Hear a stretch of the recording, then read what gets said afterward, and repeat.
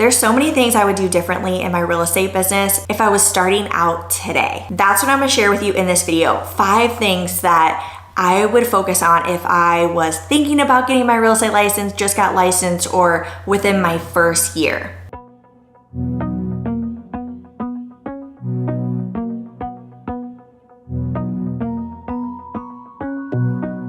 Let's get right into the first item, and that is getting a CRM. When I first started in the business, I had an Excel spreadsheet, and that's where I was plugging people's contact information. I'm sure there's a way of going about with the Excel spreadsheet, and maybe you could be successful with it. I certainly was not, because not only are you adding people to your CRM that are potential leads, but there's also people in there that you just need to be nurturing and following up with, like your friends, family, preferred partners, like the home inspectors that you need, or any vendors. People are gonna constantly ask you throughout your career of a painter, electrician, carpet cleaner, home cleaner, all the things. So you really should house all these people in your CRM. And there's just no way I feel like you can manage this successfully in an Excel spreadsheet. So one thing that's really neat about the CRM is, let's say you have a contact, Joe Smith. Well, on Joe Smith, you can add all the notes that you want about them. In CRMs, like it can be a note if you text them or you called them. Sometimes you can do both of those things through your CRM, but also you can add in their birthday or their home anniversary. You can set up all the reminders through the platform, and also just like standard following up. Like if you reached out to somebody and you want to make sure that in a couple days that if you don't hear from them that you'll reach back out. But you can also set up appointments, you can add files. So if this person gets pre-approved or signs your buyer brokerage agreement, you can easily house this in the CRM. There's a lot of really fancy things that CRMs do, like action plans and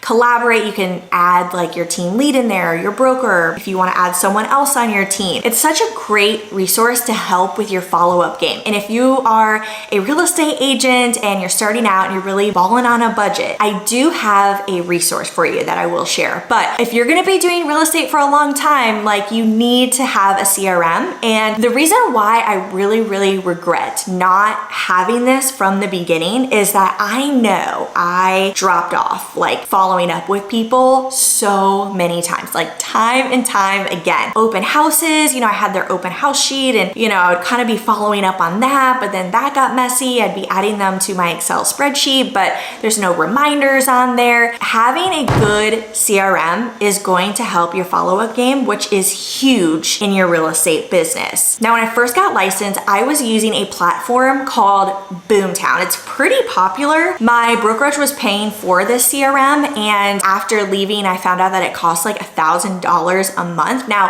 the CRM is awesome. It has super fancy features, things that on there that I just never even had time to learn. And honestly, like all the features and all the gadgets that this platform did, it was great, but it also was just too overwhelming. So if you're kind of like technically challenged and wanting something user-friendly, I really wouldn't recommend Boomtown. So when I had left that brokerage and I didn't have access to Boomtown anymore, I really wasn't sad about it because it was overwhelming to me. Now I have my own CRM, one that I pay myself, and it's pretty popular. You've probably heard of it before, and it's called Follow Up Boss. So you can easily go to followupboss.com, check it out. You can try out, I know they have like a free 30-day trial on their website. I want to say that this costs for one team member, it's $69 a month. Now with the brokerage that I'm with right now, so they have a CRM called Chime, and apparently this is really popular too, and people love this CRM, and I guess it has all the fancy features that Follow Up Boss has as well. I believe it is more expensive than what I'm paying, but I have friends that have Chime and they swear by it, they love it, and at the brokerage that I'm at now, it's called Real. You can get this CRM for just $25 a month. Like I mentioned, it costs more than what I'm paying, but with our brokerage, they have a partnership and it's $25 a month. So that's kind of nice. And I've thought about looking into it, which I might. It's just, I'm not sure how the logistics look with switching everything over. That sounds so time consuming to me, but that could potentially be a really good option for you as well. So I wanted to make sure that I mentioned it for you in this video. I hope I have sold you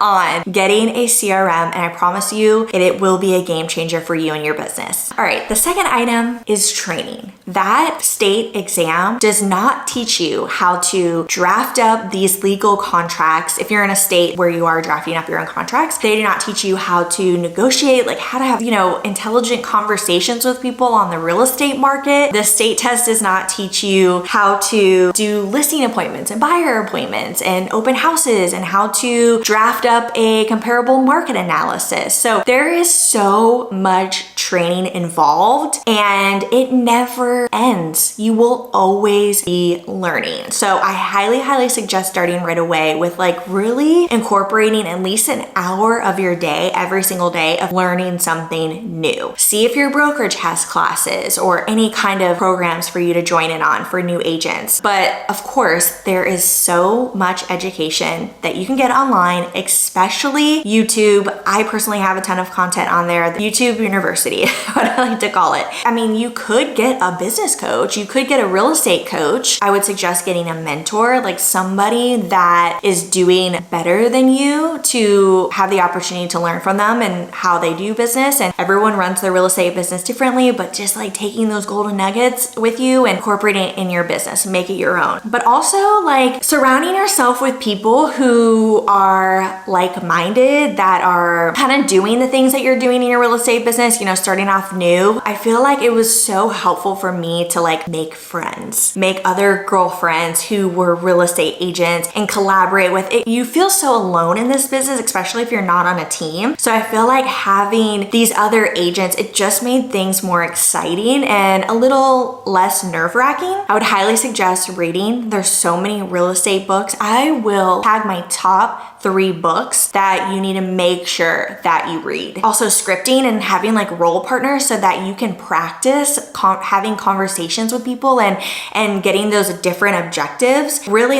you're never a professional at this. You're never done learning. So getting with a role partner or an accountability partner to help, brush up on your skills. And like I said, spending at least an hour a day on trainings, learning, getting this mentor, having conversations with them, and role playing and scripting. It'll be really easy to fill up that hour daily. Okay, number 3 is open houses. There is certainly a right and wrong way to do open houses, and I'm gonna share with you what the benefits are. But the right way to do an open house is to pick a property that has recently just been put on the market in an area that you wanna work and the price point that you wanna work. I've seen so many times where agents get so discouraged because they're doing older listings. Everyone's already seen those properties. So, picking properties that have just been listed and they're in an area that you wanna work in the right price point. And if you don't have any listings yet, that is okay. Ask other agents in your office if you can host an open house at their new listing. If you need any help with that, of how to really approach it, let me know below in the comments and I'm happy to share. Even if, let's say, your office doesn't have a lot of listing agents, listing homes in areas that you want to be in, you can still reach out to agents that are with other brokerages. There might be some stipulations there with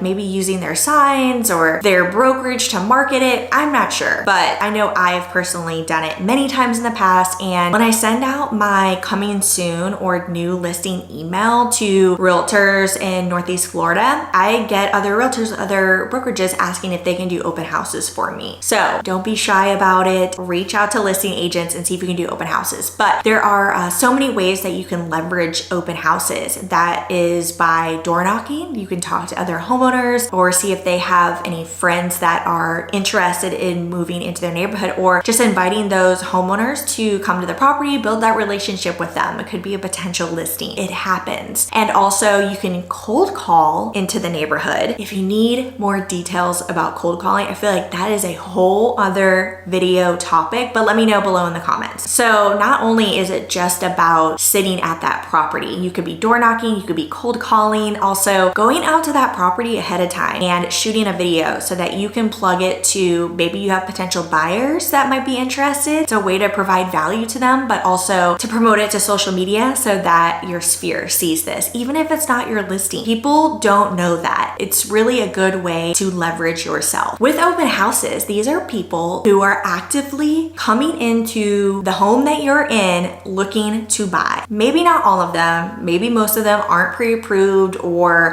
might not be looking for a little bit, but that's okay. It's great practice for you to have conversations with people, and it's a great way to get in front of them and provide value, with your buyer's guide or any item that you have there. Build that rapport so that you can build that relationship with them. If you're planning on being in real estate, then when they are ready, and let's say 3-6 months or even a year or two later, you could still be that go-to resource for them. So it's all about doing all of these things with the open house: door knocking, cold calling, social media marketing, building relationships with those people who come into the house. I was doing 3 open houses a weekend, 2 on Saturday and 1 on Sunday. And sure, half of them, like maybe nobody came, or everyone that came was working with a realtor. They weren't all winners, but it's a numbers game, and the more you get out there, the more you win. Okay, last item that I'll share, and this one's huge, and that is working your sphere. And this is how, because you might be thinking how I was thinking in the beginning, is like, no one's gonna wanna work with me. I'm a brand new real estate agent. That's fine. Guess what? Most of the time, when you first get your license, people aren't looking to buy or sell at that time. It's all about nurturing and educating your sphere at that time and building it up. It's a numbers game. You need to meet as many people as possible, and filling up that CRM is crucial. But there are ways to nurture your sphere, and I'm gonna give you some ideas here in this video. First, come up with a mailing campaign for your sphere. It could be birthday cards, Christmas cards, holiday cards, market updates, what's going on in their neighborhood, or what's going on in your area in general, what's going on with interest rates. Coffee and Contracts is my go-to resource for ways to provide value to people. If you go on their website, you can see all of their content calendars on there. I mean, they have every guide imaginable that you can customize. There's so much content, and I have a discount code for you. You can use Stevie 2022 to get a discount on your first month, but they do have on there customizable postcards, newsletters, email newsletters that you can use to customize and send your clients something of value. You will save so much time with Coffee and Contracts because you're not gonna have to spend all the time designing it. Like, we are real estate agents. We aren't graphic designers. We're not marketers. So it's really nice to have another resource for us. So you're not having to think about designing it or the content, just having to go in there to customize. So take a look at their website, coffeecontracts.com, explore around, see what they have to offer. I think it's at a very affordable price for what you get. Mailers would be the number one thing. You can do a weekly email to keep in touch with them, and it's very cost effective. You're not having to spend the money if you aren't ready yet on the mailers. But with the weekly email, I use Constant Contact. If you aren't a part of my weekly mailing list and you want to see it, you want some inspo, I'm happy to add you. So I will post below in the description a link for you to click on so that you're not posting your email address in the comments, but you will go to this link and plug in your name and your email, and I will add you to my weekly email list. I send it out every Wednesday morning. I've been doing it for years. It's another way for me to touch base and nurture my sphere. And again, I am using Constant Contact for this. You can do it that way. You can do events. You don't even have to have like past clients to do past client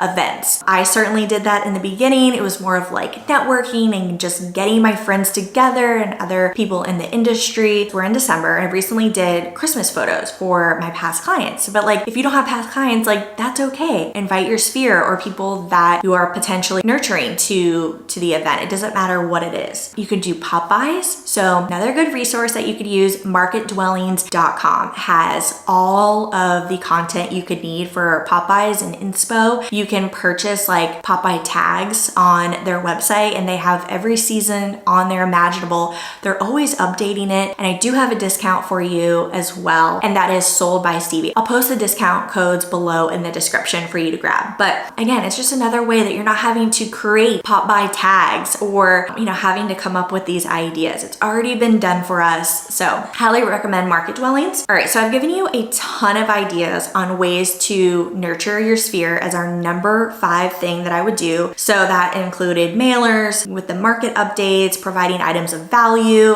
You could do the weekly email, events, pop-bys. So that pretty much wraps up this video of things that I would really do to hit the ground running if I was just getting licensed today. I hope this video was helpful for you. If you have any questions though, please let me know below in the comments. I would love to answer those on future videos for you. Again, thank you so much for watching, and I will see you on the next one.